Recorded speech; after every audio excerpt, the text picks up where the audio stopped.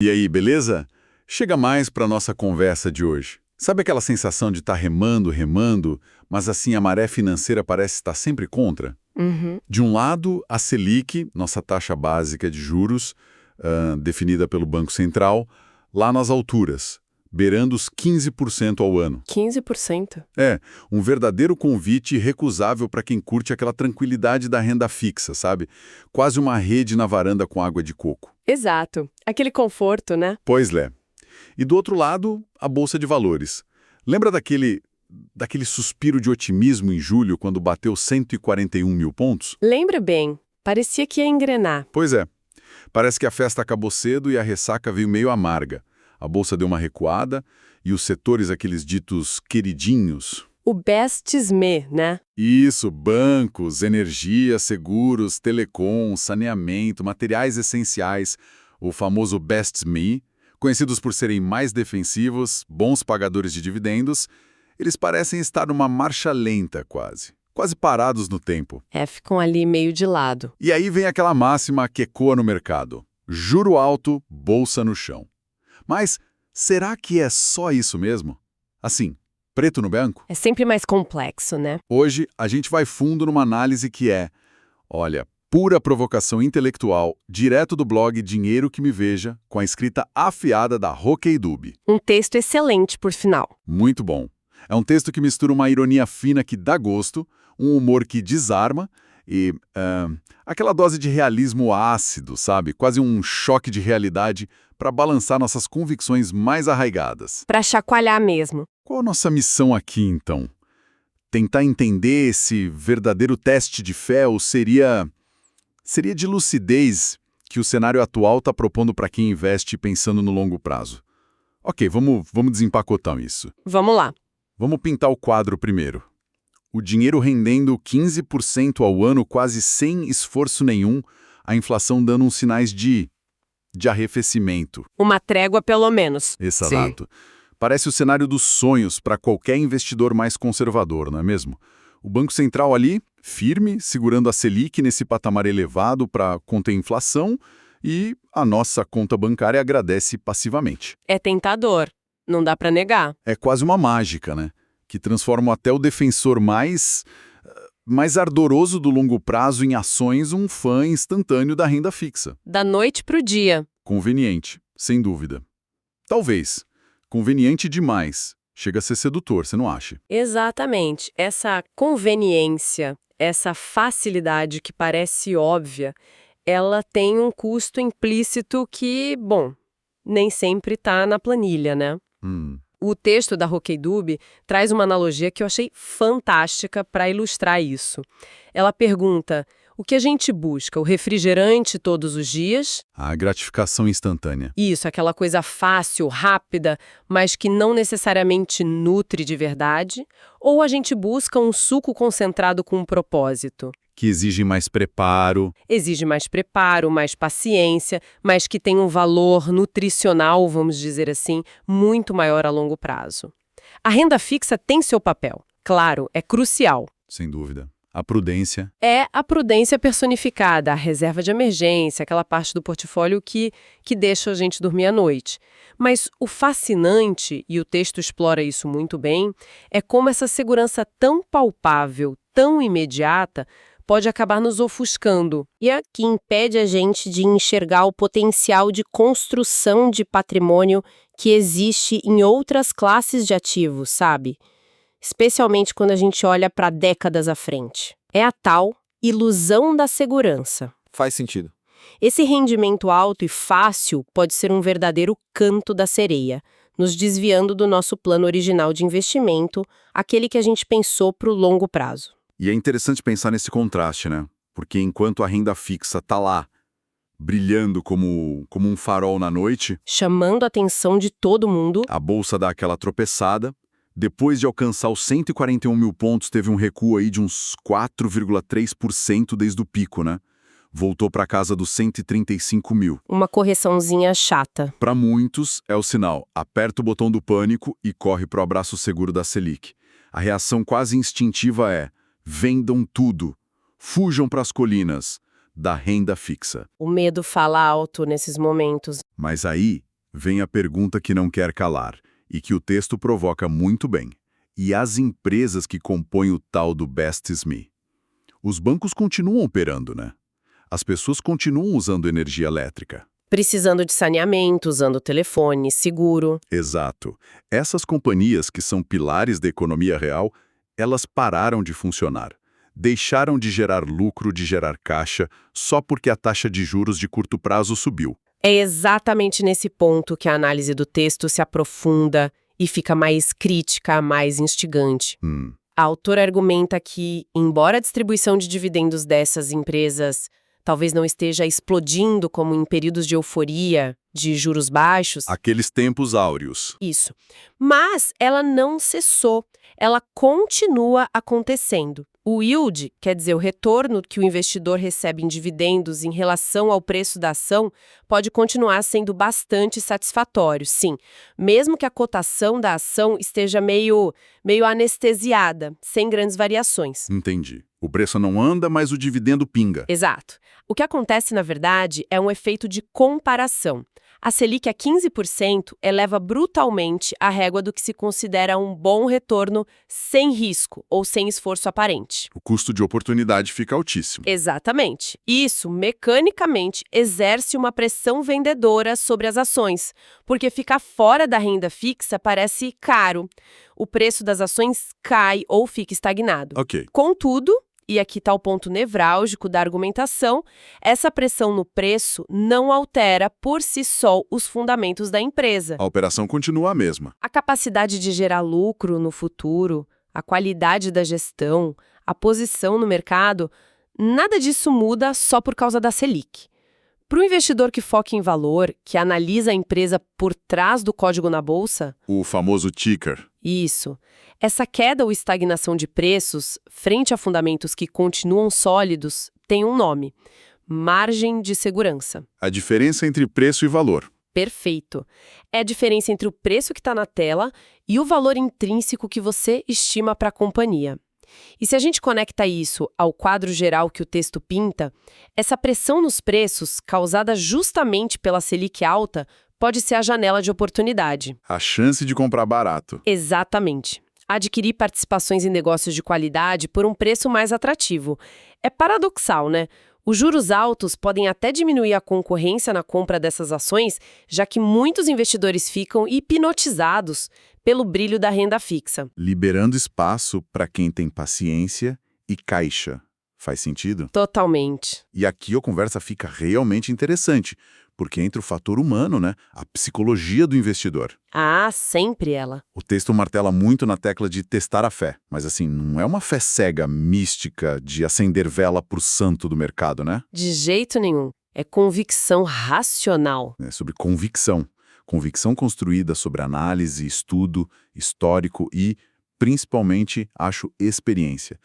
Pensa na turma que começou a investir ali por 2018, 2019. Pegaram a boa fase. Pegaram um cenário de Selic despencando para mínimas históricas, bolsa subindo forte, dividendos de algumas empresas dobrando, triplicando em poucos anos. Era o vento a favor, sabe? O mar de almirante. Era fácil ter fé ali, né? O gráfico só subia. Exato, parecia um foguete decolando. Agora o jogo virou completamente. Juros nas alturas, bolsa patinando, cenário global incerto. O teste de fogo. E a autora faz uma observação crucial. Quem investe desde, 2013 e atravessou crises sérias, recessão profunda, impeachment, instabilidade política, pandemia global... Quem aguentou o tranco. E mesmo assim se manteve firme na sua estratégia de longo prazo, comprando valor, reinvestindo dividendos. Essa pessoa sim construiu o que o texto chama de verdadeira convicção. Não é só teoria, é calo na mão, como você disse. Exato. E agora, os juros altos funcionam como um teste de estresse para essa consistência mental e estratégica. Manter a calma e a disciplina quando tudo parece conspirar contra. Esse é o verdadeiro desafio. Precisamente. É um teste à nossa capacidade de resistir ao ruído, sabe? A pressão do ambiente. O momento atual exige o que o texto descreve como calibração emocional. Gostei disso, calibração emocional. Não é sobre ser frio ou desumano, claro, mas sobre gerenciar as emoções para que elas não ditem as decisões de investimento. A disciplina, nesse contexto, é a ferramenta mais valiosa. A chave de tudo. E a Rocco Idubi encapsula isso num mantra que, na minha visão, é ouro puro, especialmente neste cenário. Vertical on price, horizontal on convictions. Explica melhor isso. Vertical no preço, horizontal nas convicções. Ser vertical no preço significa concentrar as compras, os aportes, em níveis de preço que ofereçam uma boa margem de segurança. Preços que já embutam um certo pessimismo, sabe? Para proteger o capital caso o cenário piore ainda mais antes de melhorar. Comprar na baixa, basicamente. Isso, mas com critério, buscando essa margem.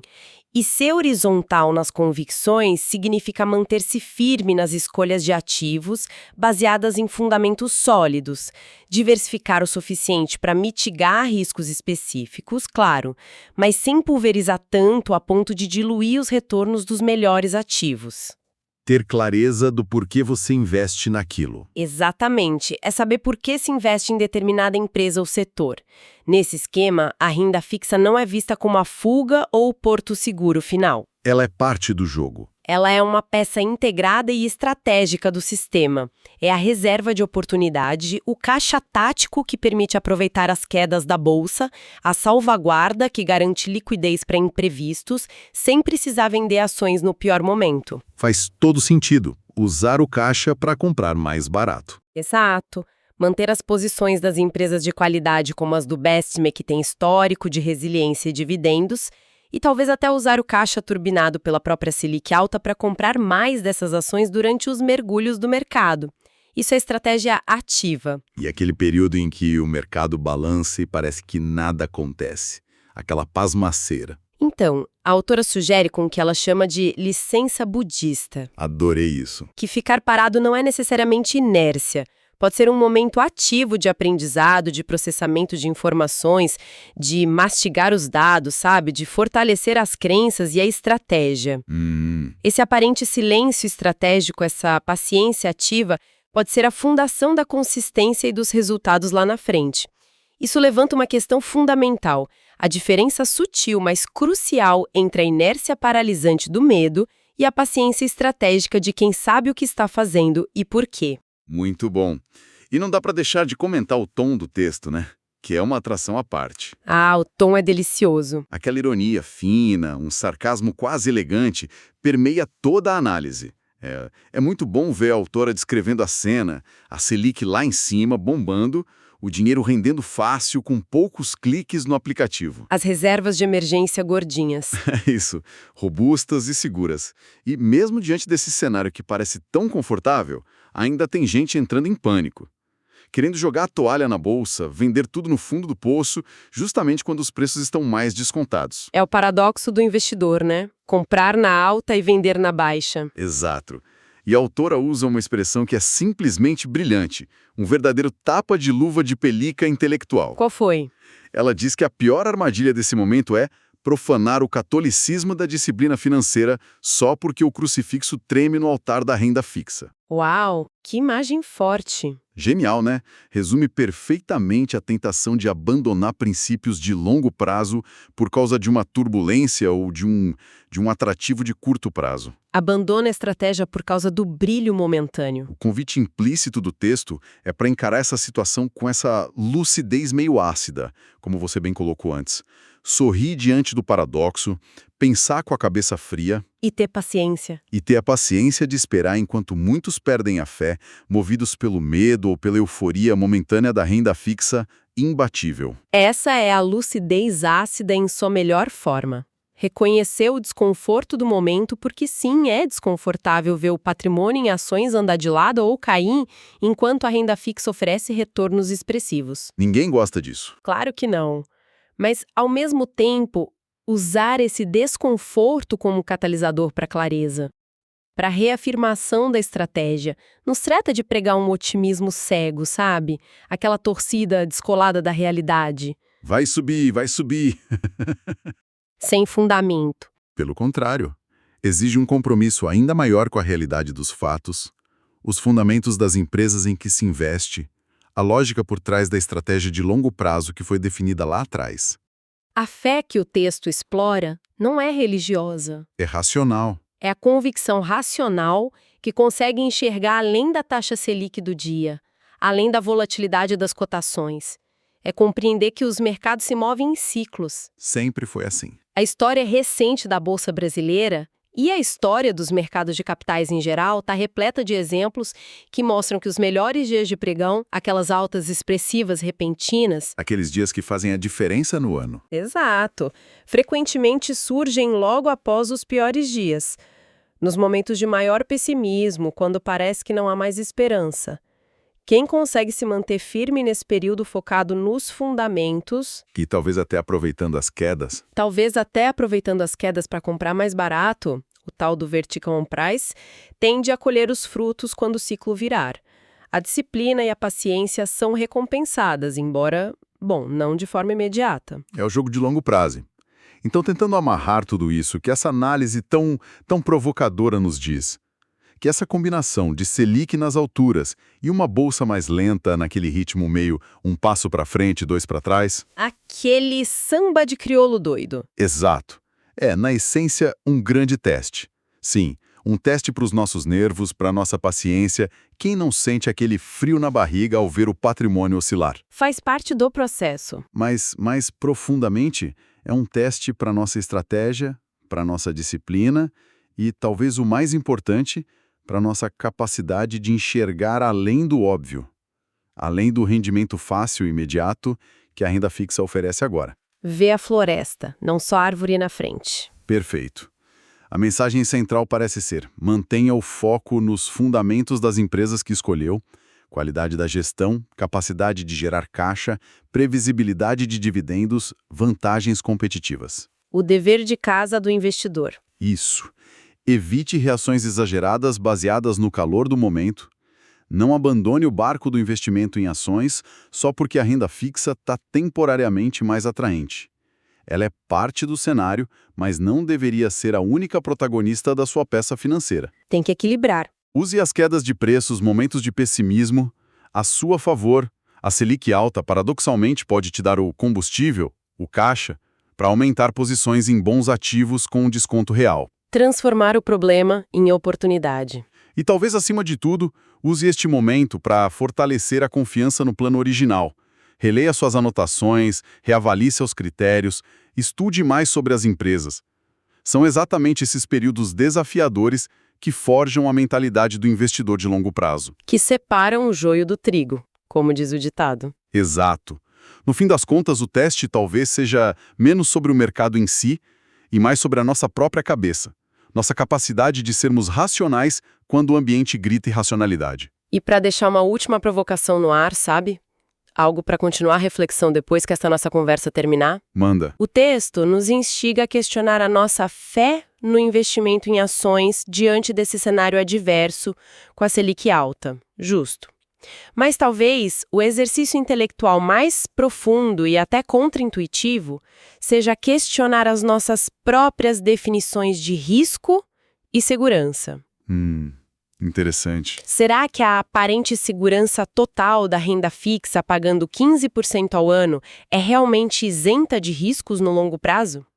Especialmente se essa segurança de curto prazo nos paralisar? E nos impedir de construir mais patrimônio? Exatamente, nos impedir de construir um patrimônio significativamente maior e mais resiliente à inflação através da aquisição de bons ativos produtivos, comprados justamente em momentos de pessimismo generalizado, a preços que oferecem uma grande margem de segurança. Onde está o risco real no longo prazo, né? Onde reside o verdadeiro risco quando a gente pensa num horizonte de 10, 20, 30 anos?